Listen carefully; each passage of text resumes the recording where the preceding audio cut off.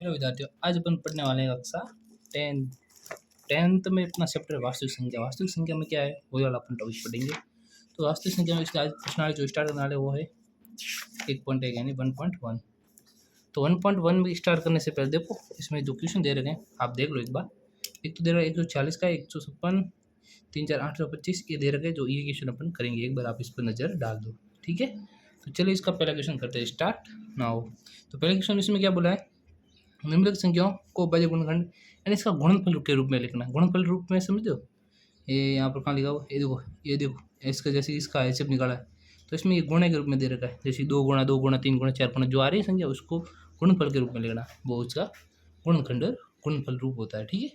तो पहले अभ्य गुणनखंड करेंगे इसका, उसका इसको गुणनफल रूप में लिखेंगे। तो मैं आज चलो आपको दिखाता हूँ। अब जस्ट इसका पहला क्वेश्चन कौन सा, फर्स्ट क्वेश्चन। तो इसमें फर्स्ट क्वेश्चन में मैं लिख लेता हूँ। फर्स्ट क्वेश्चन, इस फर्स्ट क्वेश्चन का पहला क्वेश्चन है, कितना देर का है 140। तो 140 से क्या करना, अभज्य गुणनखंड करना। क्या करना, अभज्य गुणनखंड। तो पहले क्या करो, हल यहाँ पर लिखना दिया गया, जो देर का वो सेम टू सेम लिख लो। तो यहाँ पर देर का 140, 140 का अभज्य गुणनखंड कर दो। तो देखो आपको एक तो कम से कम एक संख्या याद होनी चाहिए, एक तो सम संख्या और दूसरी होती है विषम संख्या। थोड़ी यहाँ पर आवाज़ चल रही है तो हवा की आवाज़ आ रही होगी, बाकी इसमें कुछ नहीं। तो सम संख्या क्या होती है, जो 2 से हो, 2 4 6, जिसमें 2 का भाग पूरा पूरा जाए 6, उसके बाद 8 10 12 डॉट डॉट डॉट, मतलब ऐसी बहुत सारी संख्या। विषम संख्या वो होती है जिसके अंदर 2 का भाग नहीं जाता, 1 3 5 7 9 11 13 डॉट डॉट डॉट। अब इसमें देखो एक बात याद करने की यहाँ पर है, समझने की। अगर कोई भी संख्या हो, यहाँ पर कोई भी संख्या, उसका पीछे वाला अंक देखना। कौन सा देखना, पीछे सबसे पीछे कौन सा अंक है, 0 है।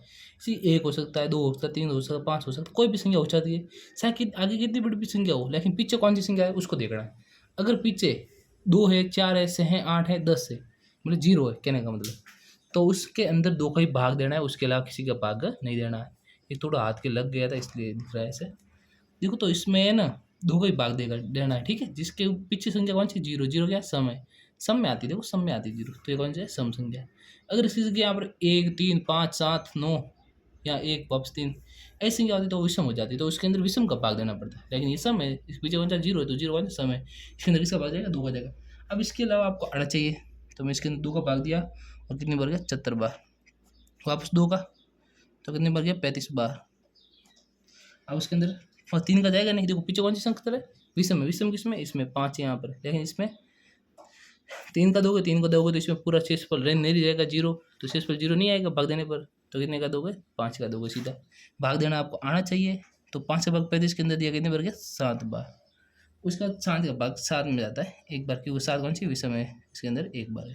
अब इसको गुणनफल के रूप में लिखो, तो 140 का गुणनफल क्या होगा, 2 गुणा 2 गुणा 5 गुणा 7, ये इसका गुणनफल।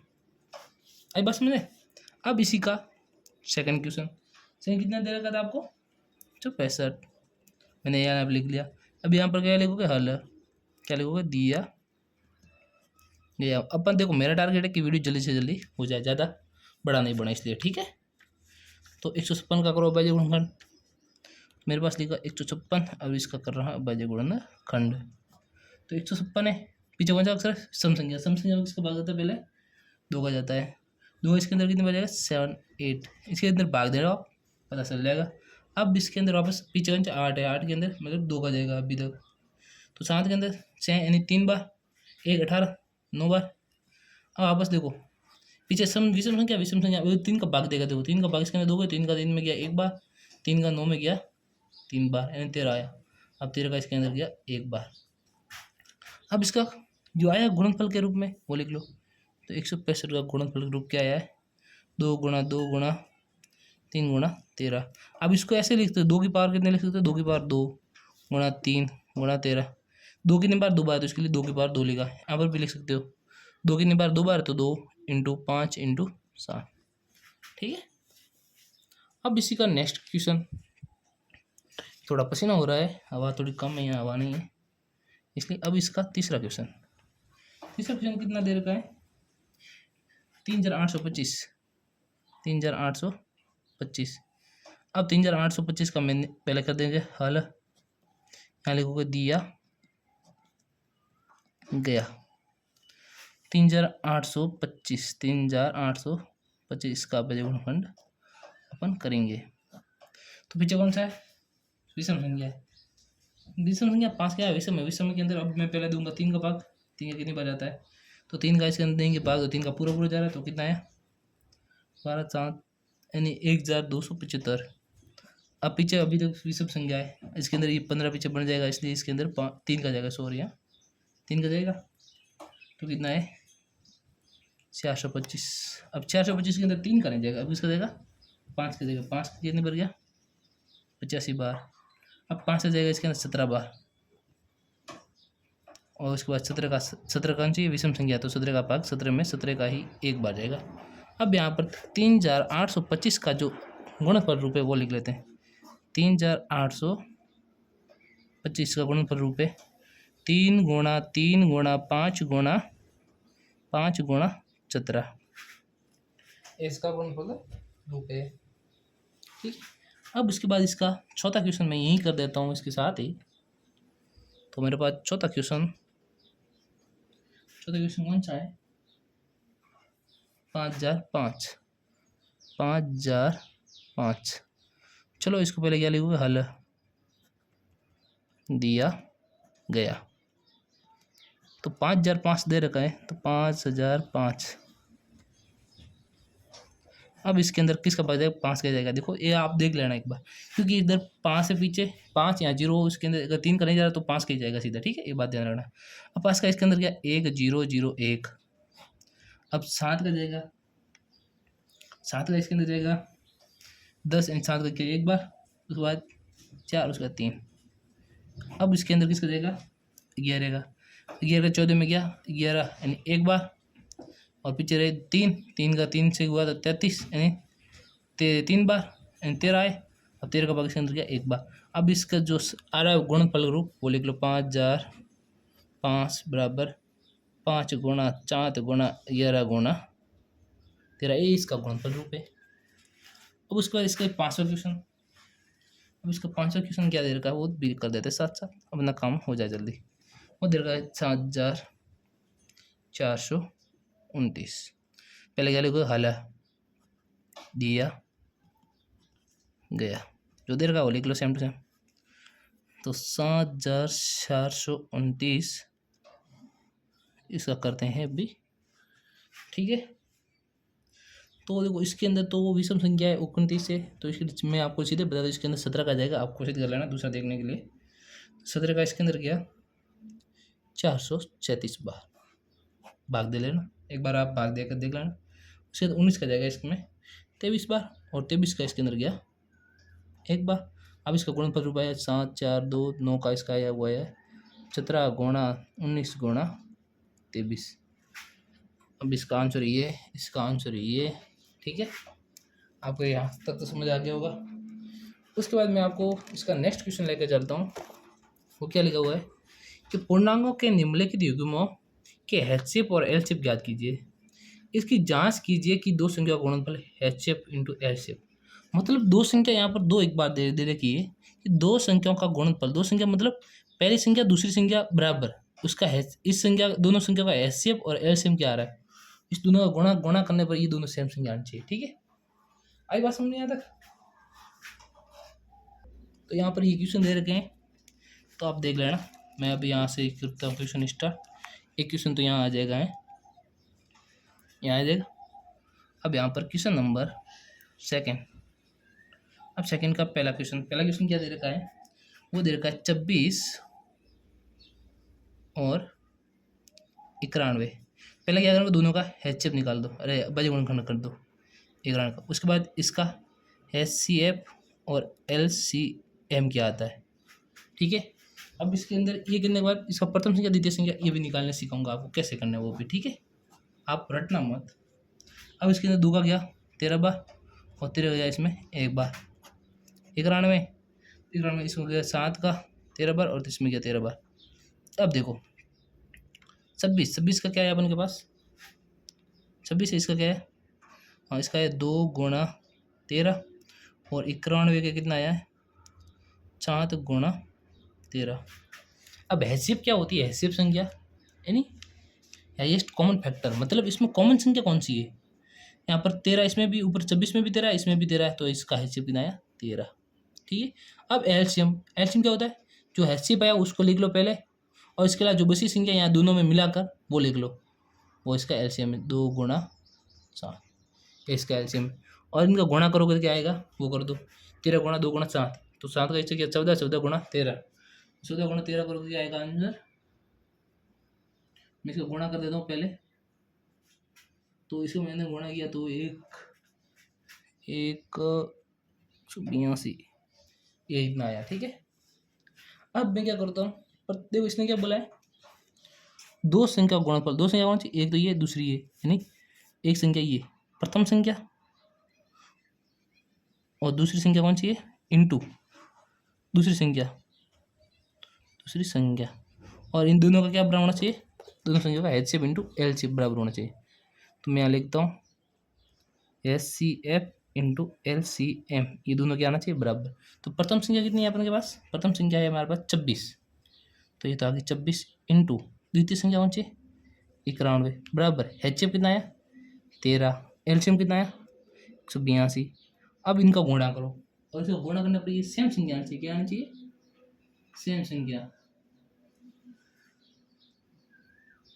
तो देखो मैंने 26 और 91 गुणा किया तो आया हमारे पास 2366, क्या आया 2366, और यहाँ पर 13 × 182 करोगे यहाँ पर भी आएगा 2366,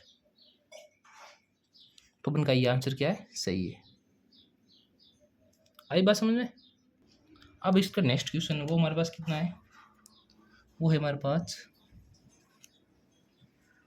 510 और 92। तो पहले क्या करो, हल दिया गया जो देर का लिख लो, तो देर का 510 इसका आपको निकालना है अभाज्य गुणनखंड, एक है 92 का इसका भी निकालना अभाज्य गुणनखंड। आई बात समझे। तो पहले मैं निकालता हूँ 510 का, तो यहाँ पर गैस के अंदर दो का भाग जाएगा तो कितना आएगा 255, उसके अंदर पीछे भी समझेंगे, इसके अंदर 3 का जाएगा, 3 का कितनी बार गया इसके अंदर 85 बार। अब 85 में 5 की ज़्यादा आपको पता ही, और 17 बार जाता है, और 17 में 17 के जाएगा एक बार। अब 92 में जाएगा 2 का कितनी बार 46 बार, उसके बाद 2 का कितनी बार जाएगा 23 बार, और इसके अंदर 23 में जाएगा कितनी बार एक बार। अब यहाँ पर 510 जो आया उसका है 2 × 3 × 5 × 17, और जो 92 है उसका आया है 2 × 2 × 23। अब यहाँ से मैं एचसीएफ और एलसीएम निकालना, ठीक है। ये होता है हाईएस्ट कॉमन फैक्टर, दूसरा होता है एलसीएम का मतलब लिस्ट कॉमन मल्टीपल। अब यहाँ पर देखो इसमें कॉमन संख्या कौन सी, यहाँ पर भी 2 है यहाँ पर भी 2 है, यहाँ पर 3 है लेकिन इसमें 3 नहीं है, यहाँ पर 5 है लेकिन इसमें 5 नहीं है, यहाँ पर 17 है इसमें 17 नहीं है, यहाँ पर 2 है यहाँ पर 2 है लेकिन 2 यहाँ पर ही है। दोनों में से कोई भी कॉमन लेना, 2 बार है, इसमें से एक ही कॉमन लेना है, एक 2 ही कॉमन आएगा, उसके अलावा कोई नहीं आएगा। ये 2 से 2 कॉमन आ गया, बस पीछे रही वो संख्या लिख लो, तो 2 आएगी वो एलसीएम में आएगी। तो एक तो 2 वाले कॉमन, एक तो ये वाला कॉमन आ गया, दूसरा ये वाले और ये 23, और जैसे ऊपर वाली संख्या वो भी लिख लो 3 × 5 × 17। अब देखो इसने क्या बोला है, वापस मैं दिखा देता हूँ। इसने दो संख्या का गुणनफल, दो संख्या का गुणनफल मतलब ये प्रथम संख्या द्वितीय संख्या इन दोनों का गुणा करना, और एलसीएम है गुणा एलसीएम दोनों का इनका भी गुणा करना। तो जो इसका आंसर दोनों बराबर आएगा वो हम एलसीएम और अभाज्य गुणन किया वो सही किया, ठीक है। तो यहाँ प्रथम संख्या इंटू द्वितीय संख्या, वहाँ पर द्वितीय नहीं लिखा था, ठीक है। तो उसके बाद एचसीएफ गुणा एलसीएम ये करना है। तो प्रथम संख्या हमारे पास है 510 इंटू द्वितीय संख्या है हमारे पास 92 बराबर एचसीएफ। अच्छा इसका मल्टीप्लाई करोगे कितना आएगा एचसीएफ का एलसीएम का, तो यहाँ पर इसका मल्टीप्लाई करोगे तो हमारे पास आएगा 23460। तो और एचसीएफ कितना है 2 गुणा एलसीएम कितना है 23460। अब इनका गुणा करो, क्या करो इसका गुना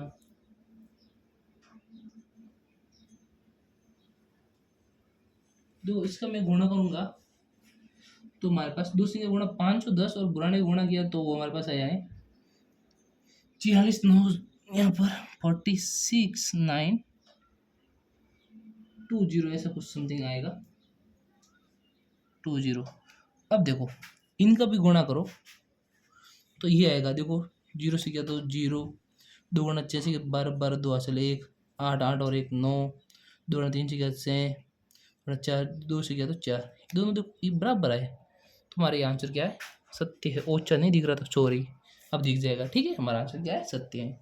उसका इसका तीसरा क्वेश्चन, इसका तीसरा क्वेश्चन है 336 और 54। 336 का करते हैं, पहले हो गया हल। ठीक है, अब 336 का करो, उसके बाद 54 का करो, उसके बाद इसका एचसीएफ कितना आ रहा है, उसके बाद इसका एलसीएम कितना आ रहा है, और इसमें प्रथम संख्या इंटू द्वितीय संख्या और बराबर में क्या आएगा एचसीएफ गुणा एलसीएम।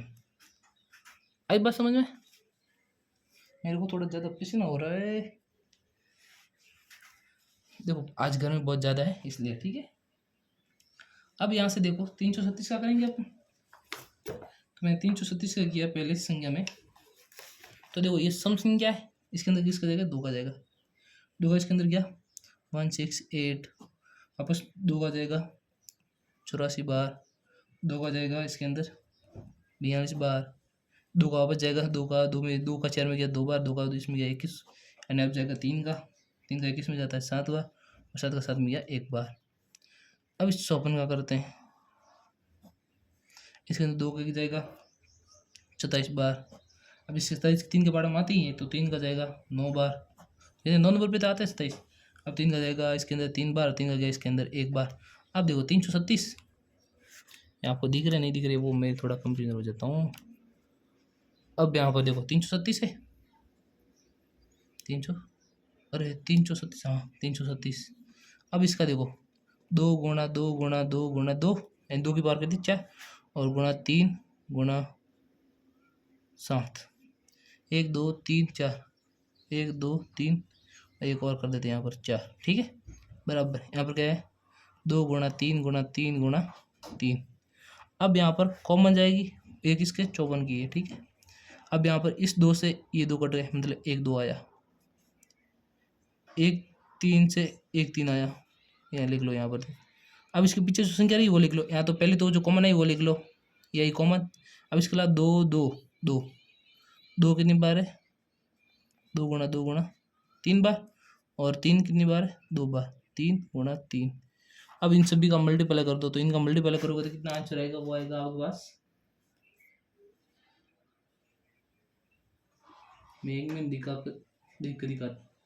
ठीक है, अब इसका जो मल्टीप्लाई आया है एलसीएम का, वो एलसीएम हमारे पास आया है 3024। कितना है? 3024, और यहाँ पर गुणा किया तो कितना है? 6। अब यहाँ पर प्रथम संख्या कौन सी है? 336 इंटू द्वितीय संख्या कितनी है? 54, बराबर एलसीएम गुणा एचसीएफ। एचसीएफ कितना है हमारा? 6, और एलसीएम कितना है? 3024। इनका गुणा कर दो, तो इनका गुणा करोगे जो हमारे पास क्या आएगा? 18144, 18144 ये आया। इसका भी गुणा कर दो 18144, ये अपन के पास क्या आ रहा है? इसका आंसर अतः ही क्या है हमारा? बजगुणन सही किया अपन ने। ये इस टाइप के होते हैं। उसके बाद इसका नेक्स्ट क्वेश्चन करते हैं। ठीक है, उसके बाद इसका तीसरा क्वेश्चन करेंगे अभी। तो मैं यहाँ तीसरा क्वेश्चन कर देखो, यहाँ पर पसीना बहुत ज़्यादा हो रहा है। Question number 3 dot dot dot. अब तीसरा क्वेश्चन क्या देख रहा है वो भी देख लेते हैं।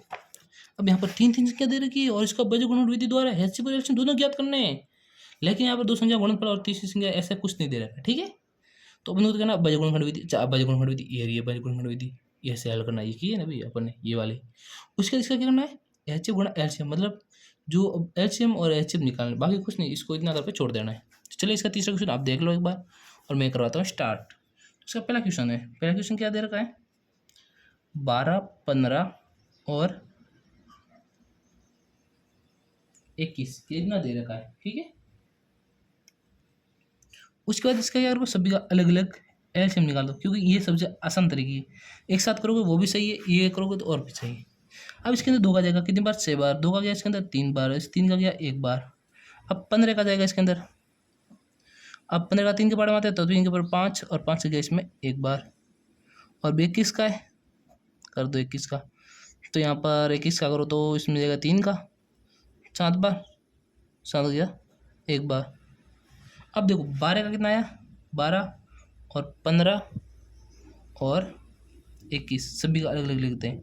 21 का आया 3 गुणा 7, 15 का आया 3 गुणा 5 और 12 का आया 2 गुणा 2 गुणा 3। अब यहाँ पर तीनों में कॉमन संख्या कौन सी है, वो तो हो जाएगी हमारी HCF। और LCM वो कैसे होगी वो भी दिखाता हूँ। यहाँ पर जो कॉमन कौन सी आ रही है, इसमें भी 3 है, इसमें भी 3 है, इसमें भी 3, 3 3 3 ये कट गई। आप इसको एग्जाम में ऐसे मत करना, ठीक है, मैं आपको बताने के लिए कर रहा हूँ। तो इसमें कौन सा LCM है, HCF कौन आया, 3 आया। अब जो HCF आया वही 3 लिख लो, और इसके अलावा जो संख्या बची वही लिख लो। 7 गुणा 5, 5 गुणा 7 और पीछे गया 2 गुणा 2, 2 गुणा 2। अब इनका मल्टीप्लाई करोगे तो 2 का 5 क्या 10, तो 14, 14 140, 140 का 3 से करना वापस। तो मैं करके दिखाता हूँ।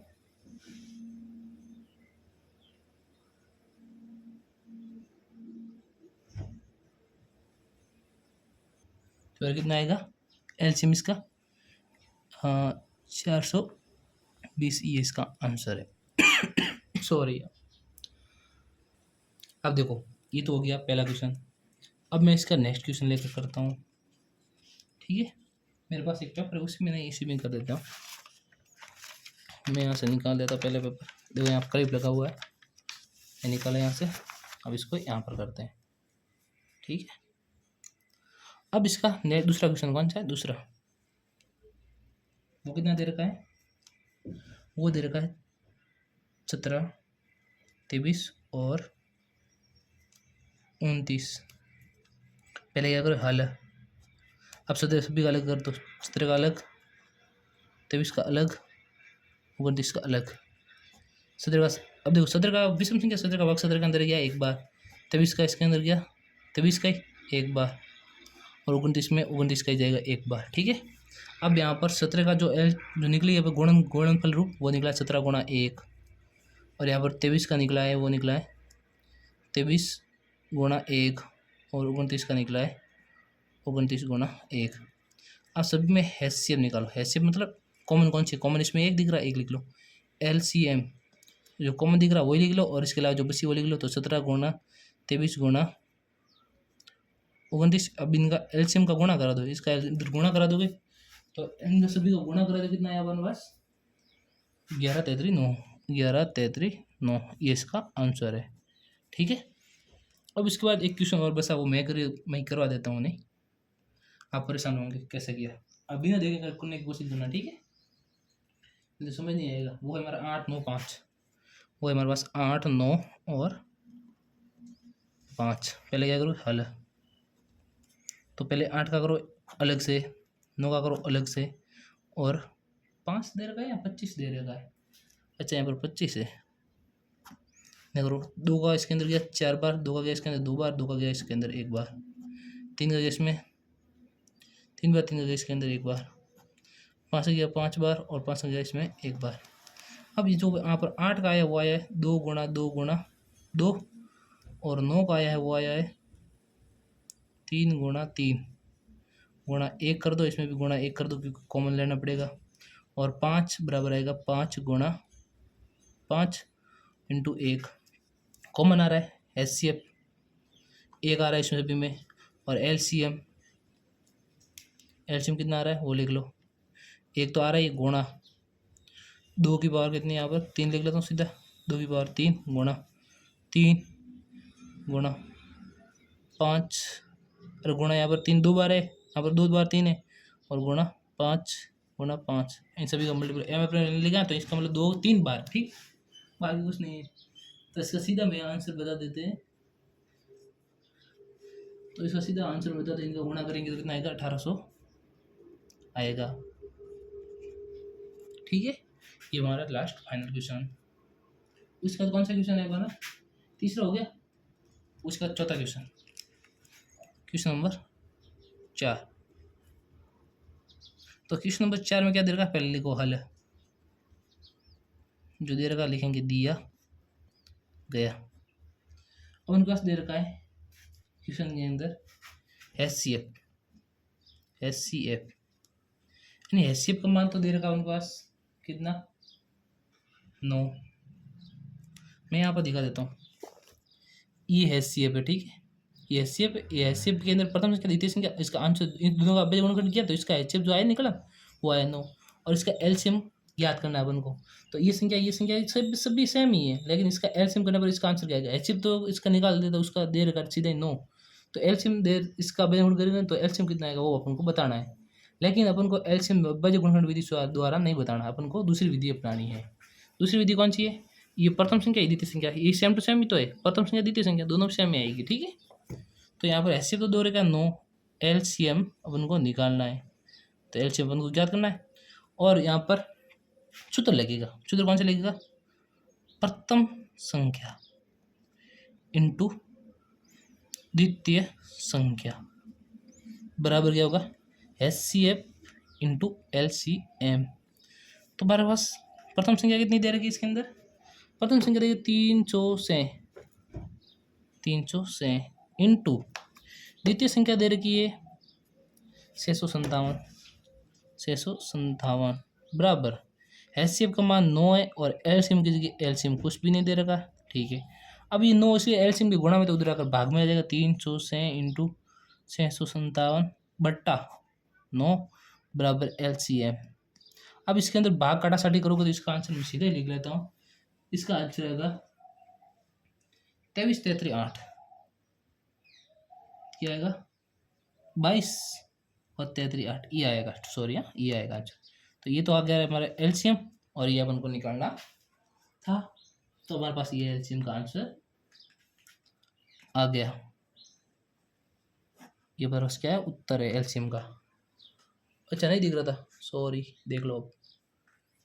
थोड़ा ध्यान, गर्मी ज़्यादा है जिस कारण थोड़ा ध्यान कम रह रहा है, कोई बात नहीं। देखो अपन के ये LCM के ये क्या गुण में तो ये कहा जाएगा उधर जाकर भाग में जाएगा, ठीक है। तो LCM अकेला रहेगा, HCM ये काटा साटी होगी तो इसका आंसर कितना आएगा, ठीक है। इसको LCM उधर लिख लो, इस संख्या को उधर लिख लो, दोनों सही है, ठीक है। अब उसके बाद क्वेश्चन नंबर 5वां, चलो 5वां क्वेश्चन करते हैं। 5वां क्वेश्चन मैंने लिख कर रखा है सीधे, क्योंकि ज़्यादा टाइम वेस्ट नहीं करेंगे अपन। तो 5वां क्वेश्चन मेरे पास कहाँ गया, ये रहा लिखा हुआ है, मैं आपको समझा देता हूँ। तो चलिए 5वां क्वेश्चन इसके अंदर दे रखा है, वो दे रखा है अपन के पास। जांच कीजिए क्या संख्या किसी प्राकृतिक संख्या n के लिए प्राकृतिक संख्या से की बार n अंक यानी शून्य अंक पर समाप्त हो सकती है। मतलब यहाँ पर n क्या प्राकृतिक संख्या, क्या है प्राकृतिक संख्या, ठीक है, ये बात ध्यान रखना। और से की बार n का अंक शून्य अंक पर समाप्त हो सकती है। देखो इसको शून्य अंक पर समाप्त करनी है, क्या करनी है, शून्य अंक पर समाप्त करनी है। तो मैं यहाँ पर आपको इसी बीच बताता हूँ। अगर किसी भी संख्या को शून्य अंक पर समाप्त करनी है तो इसका अभेद गुणनखंड करो। अभेद गुणनखंड करोगे, जैसे 10 का कराओ, 10 का इसके 2 भाग दिया तो कितनी बार गया, 5 बार। इसका 5 का किया तो कितनी बार गया, 1 बार।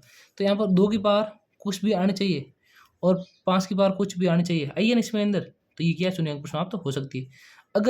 अगर मैं इसके से क्या कर रहा हूँ, 2 3 3 1। अब यहाँ पर 2 की पावर तो 1 इंटू 3 की पावर 1, लेकिन इंटू 5 की पावर 0 है, तो ये शून्य अंक पर समाप्त नहीं हो सकती। बस ये नियम, बाकी कुछ नहीं है, ठीक है। और इसको अपन को परिभाषा के साथ बताना है। तो चलिए करते हैं यहाँ पर स्टार्ट। देखो मैं वापस यही लिखा, यदि कोई संख्या शून्य अंक पर समाप्त होना चाहती है तो उस संख्या का अभाज्य गुणनखंड करने पर 2 की पावर m क्या है यहाँ पर mn कोई भी लिख लो, ठीक है। तो इसकी जगह मतलब m क्या है, कोई भी पूर्णांक आनी चाहिए m और यहाँ पर n, ठीक है। ये वाली संख्या इसको लिखा है।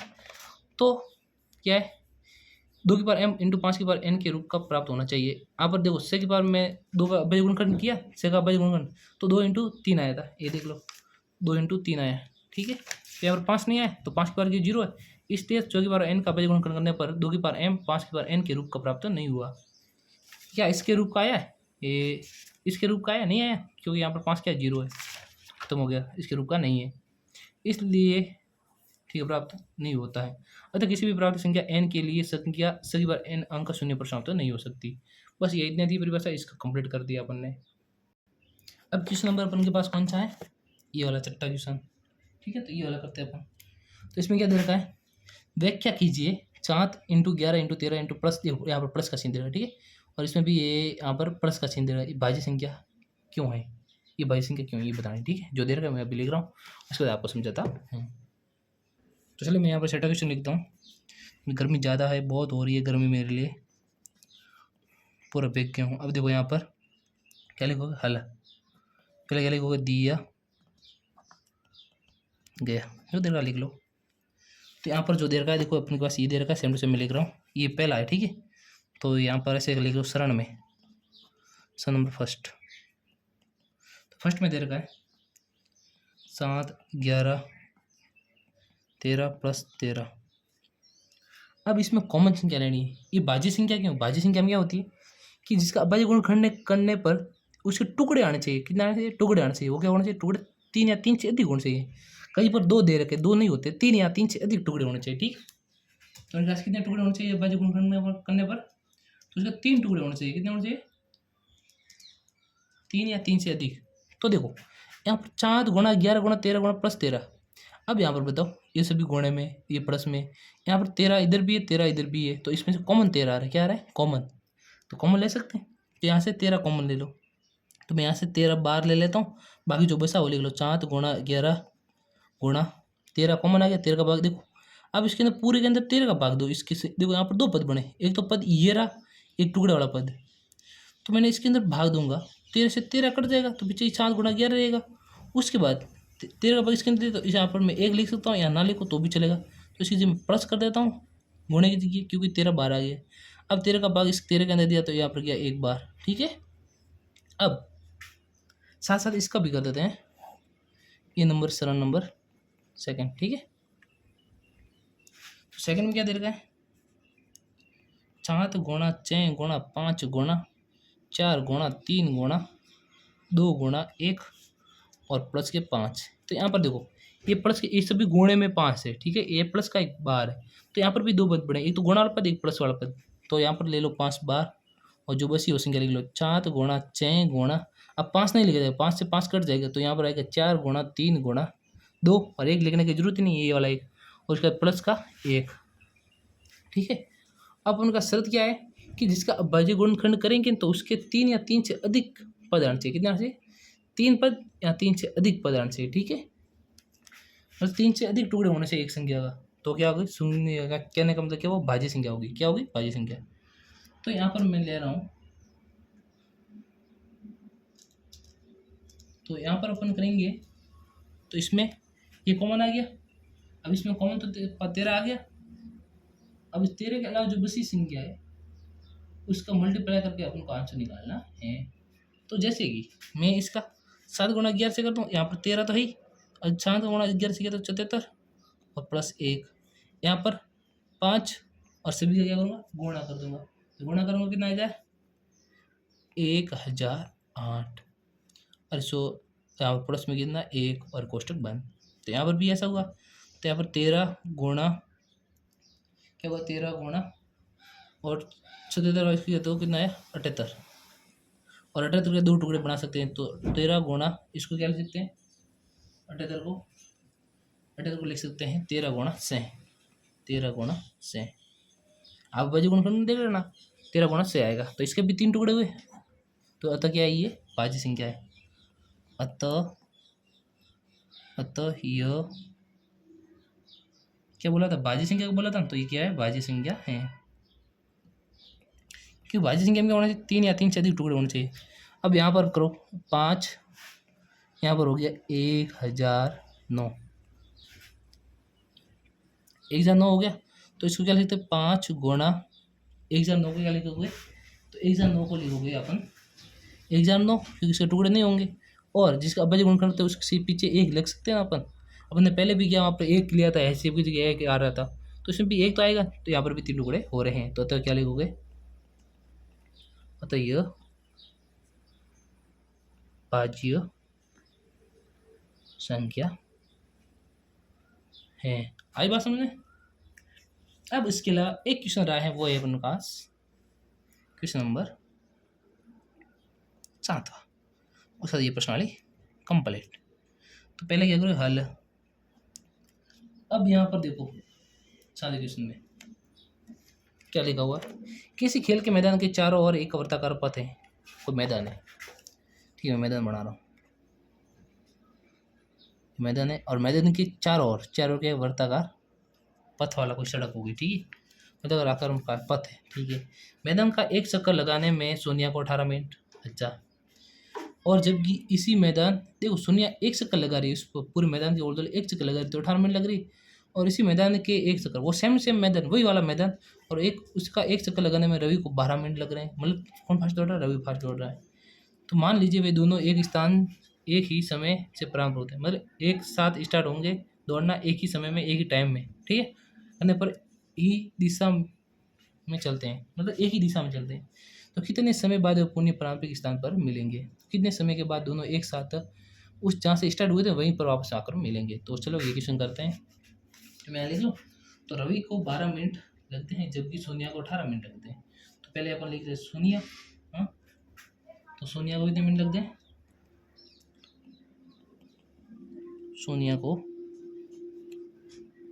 18 मिनट, और रवि को 12 मिनट। नहीं दिख रहा है, अब दिख जाएगा 12 मिनट। अब देखो इसमें क्या होगा कि दोनों क्या है, एक समय, दोनों क्या है, एक समय में, एक समय, एक समय, एक समय आगे लिख लो, एक समय बाद लिख लो, एक समय बाद दोनों अपने परम यानी जिस स्थान पर खड़े हैं, क्या लिखोगे, जिस स्थान पर खड़े हैं, तो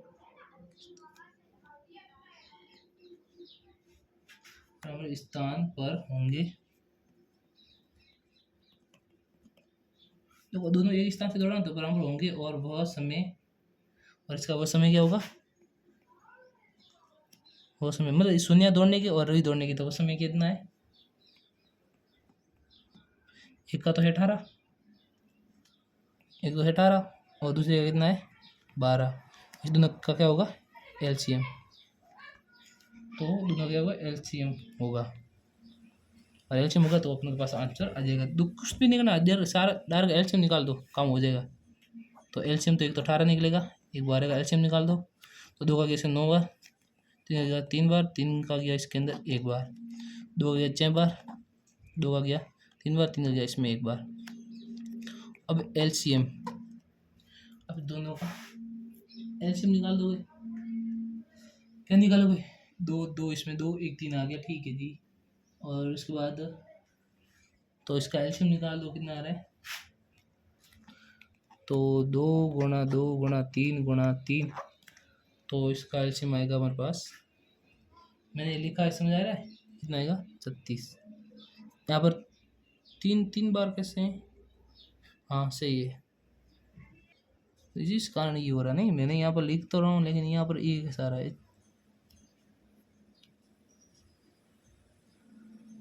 18, ठीक है।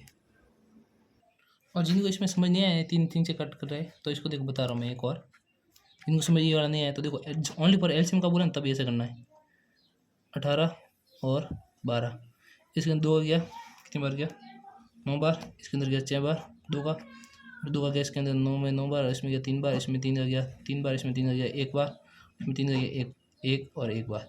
अब 2 गुणा 2 और 3 गुणा 3, ये आ गया 36 मिनट, ठीक है, कितना है 36 मिनट। तो क्या है, दोनों एक ही स्थान से रवाना होंगे और जहाँ पर वापस दोबारा मिलेंगे उसी स्थान को कितने 36 मिनट बाद मिलेंगे, ठीक है। तो ये हमारा क्वेश्चन समाप्त हो गया। जिनको ये वाला समझ नहीं आया था तो उसको इससे कर लेना कि यहाँ पर 3 दोनों अलग अलग डायरेक्शन निकलते हैं, कट से कट हो जाता है, ठीक है। तो फिर मिलेंगे नेक्स्ट वीडियो में, तब तक के लिए जय हिंद जय भारत। और नेक्स्ट वीडियो के लिए आप तैयार रहना, नेक्स्ट वीडियो जल्दी आएगा, आप पढ़ाई बेहतरीन करते रहना।